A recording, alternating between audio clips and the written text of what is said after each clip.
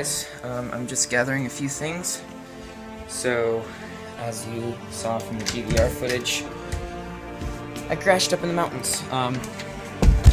It was too late in the day to try a rescue mission yesterday when I crashed, but I was able to get some time off today, and I need to get the plane back before it rains or snows or anything. So, getting all the stuff in the car.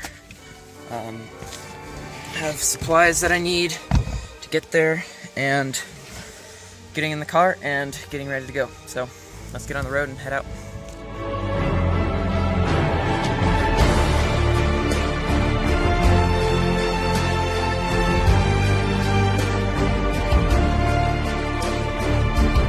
It's 3:52. I just left the parking lot and I'm on my way up to the top. So basically we have to go up to the top and then traverse along the ridge for a couple miles, and then get to the top of Grizzly Peak, and then head down to another mountain from there. So it's been about an hour and 10 minutes since I started. I made it almost all the way to the top of Grizzly Peak, which, according to some website, is supposed to take 2 hours to get to the top. So I'm a little ahead of schedule according to that. But what I'm actually going to do is not go all the way to the top. Instead, I'm going to go a little bit further up and then start traversing across to get to where I need to be. So as you can see, here's what I'm climbing up. Here's what I've climbed so far. All along there, way past there, and way down behind this mountain where you can't see. So I need to start traversing across that, and then the peak I need to get to is behind that mountain. Alright guys, we are at the top. Grizzly Peak is right there. Yeah, that's Grizzly Peak. And I can flip around the camera and show you where we have to go. I don't know how easy it is to see with the bright light, but we have to make it over there. And it's pretty freaking steep, so if my plane has been blown over to the other side, I don't think I'll be able to get it. So, honestly, right now, I feel a little bit like Stikine. I feel like I'm crossing a huge fucking ice bridge, and so I'm hoping against all hopes that my plane is on this side and that I can rescue it and that it hasn't been blown to some huge crevasse. So peace out, and I'll let you know what I find.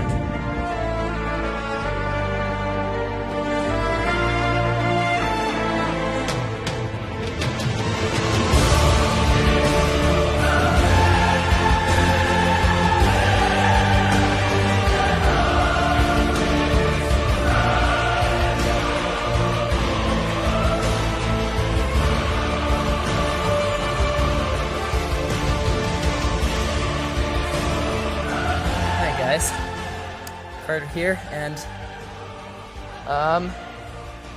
we're at the top. Here's the illusion. Here's the top of the peak.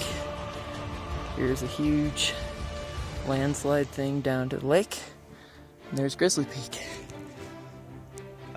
Honestly, once I'm up here, it's not that bad. There's one sketchy part, trying to get around to get up here, but we're up here, so now we get the plane and get back down. We're up at the top, and check it out. Here's one battery, here's the other battery, it's all puffed, here's the camera, and here's some tape, and there's part of the front bumper, and way down there is the battery that I use for weight. So I look at the camera and everything is still intact.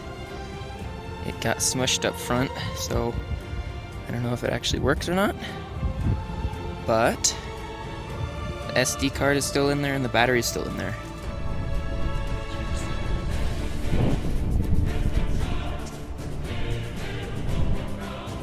Alright, so this is interesting. I'll just kind of recreate what happened. So I was coming up, and I was really low, and I started to pull up. And as I'm coming up, I start pulling up right about here, and I'm coming towards this rock right here, right? And little do I know, there's this rock, which is jutting out. So my wing is probably about here, and I was starting to pull up, and this wingtip clipped on here, because I didn't know that rock was there. And so then it basically kind of jolted like this and came into the rock like that.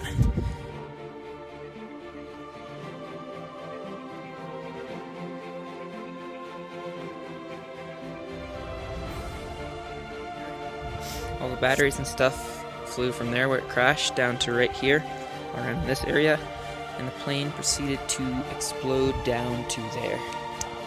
So there it is. I have it moved from where it crashed, but it fell upside down right there. Also, by the way, on the way back up, I found this little guy. He's still intact. Gotta eat pizza. At 13,500 feet. That was, I think, an insanely lucky crash. And all I gotta do is pack everything up and get the hell home. You guys.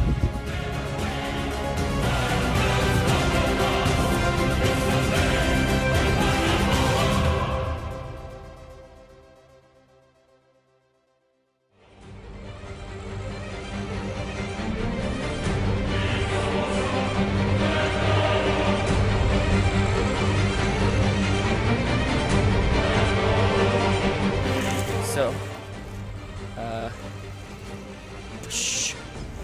yup, it's all the way up there, and it's kind of hard to see the scale of that, but let me tell you, it is quite large. It's probably 2,000 foot from the summit to where I am. We're getting close to the highway, so hopefully a car comes by and we get a hitch a ride. Okay, see you at the road. 3 cars just passed me by, and none of them stopped to even consider giving me a ride. Probably thought I was a homeless guy or something. Well, I'm gonna wait here for a little bit more because if no one picks me up, I have like a 5-mile hike, and it's late, so hopefully someone picks me up. Cheers.